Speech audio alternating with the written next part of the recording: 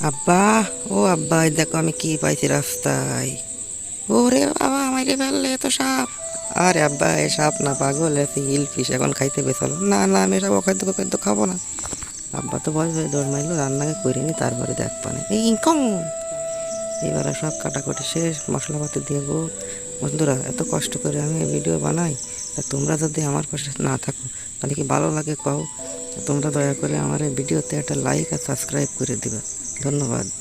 আমি আবার রান্নার কাজে মনোযোগ দিলাম। রান্না বাড়া প্রায় কমপ্লিট। সব সুন্দর করে সাজাই, এবার আব্বাকে ডাইক দেবে। দেই আব্বা খাই কিনা। ও আব্বা, আব্বা, তোমরা খাতে এসো তাড়াতাড়ি।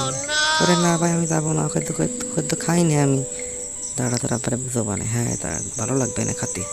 এই না আব্বা, এই ভালোটুক তোমার দিলাম, খাই কখন কিরাম লিখতেছে। এনার কথা তোমারও দিলাম। ও আব্বা, সুন্দর হয়েছে, খুব ভালো।